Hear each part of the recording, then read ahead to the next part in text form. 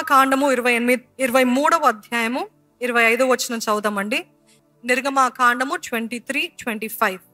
నీ దేవుడైన యెహోవానే సేవింపవలెను, అప్పుడు ఆయన నీ ఆహారమును నీ పానమును దీవించును, నేను నీ మధ్య నుండి రోగము తొలగించెదను. ఇది మీరు అందరు చెప్తారా? నేను నీ మధ్య నుండి రోగము తొలగించెదను. ఇప్పుడు ఒక్కసారి అధికారము కలిగిన వారుగా చెప్తారా? రోగము తొలగించెదను. నమ్మిన వారు ఆమేన్ అని చెప్పండి. నేను నీ మధ్య నుండి రోగము తొలగించెదను అనే అదే మాట హీబ్రూలో చూసినట్లయితే, హీబ్రూ నుండి ఇంగ్లీష్కి ట్రాన్స్లేట్ చేస్తే టర్న్ ఆఫ్ అంట. అంటే he can literally turn it off. If you ask God, దేవా నీ నామములో నాకు స్వస్థత దయచేయి అంటే దేవుడు ఆపివేయగలగడంట. He can stop it, he can turn it off, just like you turn it on and turn it off. If you ask in the name of Jesus, అందుకే నజరేయుడైన యేసు నామములో నాకు స్వస్థత కలుగును గాక అంటే దేవుడు టర్న్ ఆన్ అంట. ఏంటిది? స్వస్థత. తొలగించెదను. He can turn on or he can turn it off. So God has the authority and the same authority God has given you. దేవుడు సిలువలో సంపూర్ణంగా కార్యము చేసి ముగించాడండి. నమ్ముతున్నారా? మనము చాలా మంది సిలువ ధ్యానాలు, meditation, we're nearing to Good Friday. అట్లాంటి పరిస్థితుల్లో మనం నమ్మాల్సింది ఏంటిదంటే, మన రోగం ఏంటి, మన వ్యసనం ఏంటి, మన అతిక్రమములు ఏంటి, మన బాధలేంటి, అన్నీ కూడా ఆయన మోసాడు, ఆయన భరించాడు. కాబట్టి నువ్వు మోయనక్కర్లేదు. ఈరోజు మీరెందుకు రోగిగ్రస్తులుగా ఉన్నారు? యేసయ్య ఇదిగో నీ స్వస్థత కోసము నేను దెబ్బలు తిన్నాను అన్నాడా లేదా? నా దెబ్బల వలన నీకు స్వస్థత అని చెప్పాడా లేదా? మరి ఎందుకు దేవా నాకు ఈ రోగంలో నువ్వు సహాయం చేయయ్యా, ఈ రోగం ఉన్నంత వరకు దేవా నీవు నా తోడుంటే చాలే, అదా అండి దేవుడు అడిగింది? అది కాదు. దేవుడు అన్నది, నా నామములో చెప్పు, ఈ రోగము పో అంటే పోతుంది. You can literally turn it of through the name of Jesus. Amen. రోగాన్ని గద్దించి ఎన్నోసార్లు గత కొన్ని వారాల ముందు చెప్పానండి. ఇలానే మిడ్ వీక్ సర్వీస్ తర్వాత ఎంతో శక్తివంతంగా దేవుడు జరిగించాడు, ఎంతో ఆత్మకార్యం జరిగించాడు. అయిన వెంటనే ఎప్పుడైనా బాగా శక్తివంతంగా దేవుని ఆత్మకార్యాలు జరిగితే మాకు ఇప్పుడు ఏం పోరాటాలు లేవు, ఈ సేవకులకి ఏం పోరాటాలు లేవు, చక్కగా వచ్చి చెప్తారు, వాళ్ళకి ఏం బాధలు లేవు అని అంటూ ఉంటారు చాలా మంది. అది ఏదో రీతిగా అపాధి దాడి చేసేవాడు, నెమ్మది ఉంచడు కాబట్టి చాలా చక్కగా జరిగిన తర్వాత సడన్ గా నేను కారులో కూర్చొని తిరిగి ఇంటికి వెళ్తున్నప్పుడు భయంకరమైన బరువు తలనొప్పి వచ్చింది. ఆ రోజే దేవుడి నామంలో ఎంతో గొప్పగా దేవుడు తన కార్యము జరిగిస్తా ఉంటే ఏంటి ఇది సడన్ గా నాకు తట్టలేదు. ఎందుకంటే మనకు కూడా చాలాసార్లు, ఎందుకు ఇది చెప్తున్నాను అంటే, చాలాసార్లు ఇంత చక్కటి వాక్యాలు మనము చదువుతూ వింటున్నప్పుడు మనం ఆ పరిస్థితుల్లో ఉన్నప్పుడు ఆ వాక్యము గుర్తు రాదు, ఆ వాక్యము పలకము, ఆ వాక్యము చెప్పము. ఆ పరిస్థితులు ఏంటి, నేను ఏం చేస్తానో అని ఆలోచిస్తా ఉన్నాను, ఏంటి ఇది అని తర్వాత గుర్తొచ్చింది, ఓకే ఇది అపవాది కార్యము, అపవాది దాడి. ఏదో ఒక రీతికి దాడి చేస్తాడు. ఇప్పుడు మనుషుల రూపంగా, లేకపోతే కుటుంబంలో, లేకపోతే ఏదో ఒక అపాయమో ఏదో ఒకటి ఉంటుంది. ఆ రోజు నాకు తీవ్రమైన తలనొప్పి వచ్చింది.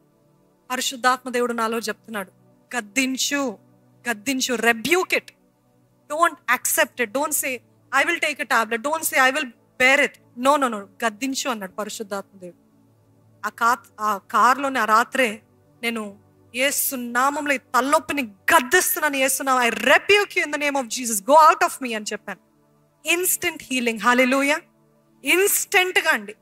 నేను ప్రత్యక్ష సాక్షిని, నేనే సజీవ సాక్షిని. దేవుడు అటువంటి కార్యాలు అంటే కొన్నిసార్లు మన అజ్ఞానము, కొన్నిసార్లు అపవాది ప్రభావము ద్వారా మనకు కలుగుతుంది. కాబట్టి you have to discern it. ఒకవేళ మీరు తప్పు చేసిన దాన్ని బట్టి మీరు పొందుకున్నారంటే ఫస్ట్ ఏం చేయాలి? దేవుని సన్నిధిలో, దేవా నువ్వు గొప్ప దేవుడు, నేను నమ్ముచున్నాను, నువ్వు ఉన్నావని నమ్ముతున్నాను, నేను పశ్చాత్తాపడుతున్నాను, నువ్వు క్షమించు అని చెప్పి హృదయపూర్వకంగా పశ్చాత్తాపడిన తర్వాత అప్పుడు యేసు నామంలో గద్దించండి. అప్పుడు శక్తి ఉంటుంది. మీరు పాపము చేస్తూ గద్దిస్తే ఎటువంటి శక్తి ఉండదండి. జ్ఞాపకం చేసుకోండి. మీరు పాపంలో ఉంటూ పాపపు మాటలు, పాపపు ఆలోచనలు, పాపపు క్రియలు చేస్తూ యేసు నామంలో గద్దించు అనంటే ఏమవుతుంది? ఇంకా బలమైన దయ్యాలు వస్తాయంట. జాగ్రత్త. ఏదో మ్యాజిక్ బాగుంది, యేసు నామంలో పో అంటే అన్ని పోతున్నాయి, మనం కూడా ప్రయత్నిద్దామని. ఈరోజు చాలా మంది అట్లనే ఆ సేవకుడు అట్లా చేస్తున్నాడు కాబట్టి ఆ సేవకుడు ప్రతిష్ఠించుకున్నాడు. ఆ సేవకుడు తన సజీవ సాక్షిగా ప్రతిరోజు బ్రతుకుతున్నాడు, సజీవ యాగంగా. ఏది చూడరు, ఏది చేయరు, దినమెల్లా దేవుడు ఉన్నాడు కాబట్టి అటువంటి అధికారము, శక్తి దేవుడు వారికి ఇచ్చారు.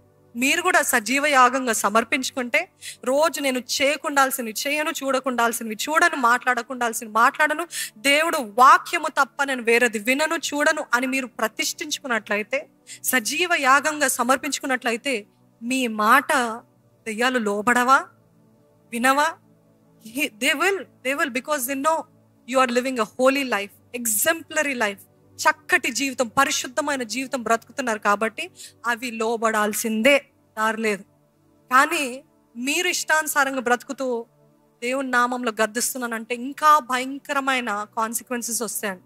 38 సంవత్సరాలు ఒక కుంటి వ్యక్తిని గురించి చూస్తాము. పుట్టుకతోటి కుంటివాడంట. ఆయన ఎప్పుడు కూడా దేవాలయం దగ్గర కూర్చొని నాకు ఇది ఇవ్వండి, అది ఇవ్వండి, అది ఇవ్వండి, ఇది ఇవ్వండి అని అడుగుతాడంట. అక్కడ పేతురు యోహాను కూడా నడుస్తూ ఉంటే ఆయన అడుగుతున్నాడు, పేతురు యోహాన్ని భిక్షం అడుగుతున్నాడు.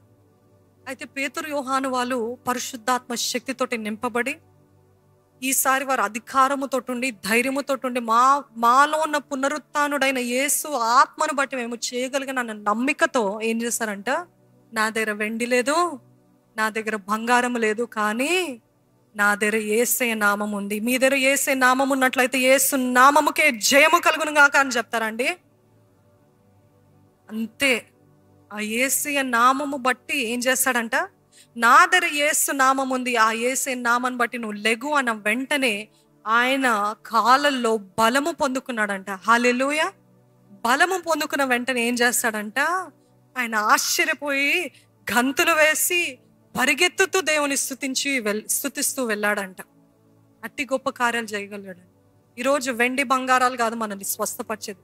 ఈరోజు not to undermine doctors' work, not just doctors who can heal you, not just medicines that can heal you. It is the name of Jesus Christ alone. Hallelujah. క్రీస్తు నజరుడైన యేసు నామములోనే మనకి స్వస్థత ఉందండి. ఆ నజరుడైన యేసు నామాన్ని ఈరోజు అదే అడగండి దేవుని సన్నిధిలో. ఆ మెడిసిన్ వేసుకుంటున్నారేమో, ఒకవేళ ఆ కోర్సు ఫాలో చేయమని చెప్పారేమో, దేవా ఈ మాత్ర కాదయ్యా నన్ను స్వస్థపరిచేది, నజరుడైన యేసు నామము బట్టి నాకు స్వస్థత కలుగును గాక అని తీసుకోండి. శీఘ్రముగా లభిస్తుందండి స్వస్థత. మత్తయి సువార్త 10వ అధ్యాయం 1వ వచనం చూసినట్లయితే, ఆయన తన 12 మంది శిష్యులను పిలిచి అపవిత్రాత్మలు వెళ్ళగొట్టుటకును, ప్రతి విధమైన రోగమును, ప్రతి విధమైన వ్యాధిని స్వస్థపరచుటకును వారికి అధికారం ఇచ్చెను. ఈరోజు ఒట్టి ఆ 12 మంది ఏర్పరచబడిన వారా అండి? ఈరోజు మీకు శక్తి ఉందని మీరు నమ్ముతున్నట్లయితే హల్లెలూయా అని బిగ్గరగా చెప్తారా? ప్రతి విధమైన రోగము, ప్రతి విధమైన వ్యాధి స్వస్థపరచుటకును వారికి అధికారం ఇచ్చెను, అధికారం ఇచ్చెను, అధికారం ఇచ్చెను. Register that in your mind, you have been given authority, authority. అదే రీతి మత్తయి సువార్త 10వ అధ్యాయం 8వ వచనంలో చూసినట్లయితే దేవుడు మనందరికీ చెప్పింది ఏంటిదంటే, రోగులను స్వస్థపరచుడి, చనిపోయిన వారిని లేపుడి, కుష్ఠరోగులని శుద్ధులుగా చేయుడి, దెయ్యములను వెలగొట్టుడి, ఉచితముగా పొందితిరు కాబట్టి ఉచితముగా ఇయుడి. ఏం చెప్పాడండి? రోగముల్ని స్వస్థపరచుడి, చనిపోయిన వారిని లేపుడి, కుష్ఠరోగులు శుద్ధులుగా చేయుడి, దెయ్యములను వెలగొట్టుడి. క్రీస్తు యేసు రక్తం చేత కడగబడిన, కొనబడిన, పరిశుద్ధమైన జీవితం కలిగిన ప్రతి ఒక్కరికి ఈ అధికారం ఇవ్వబడుతుందంట.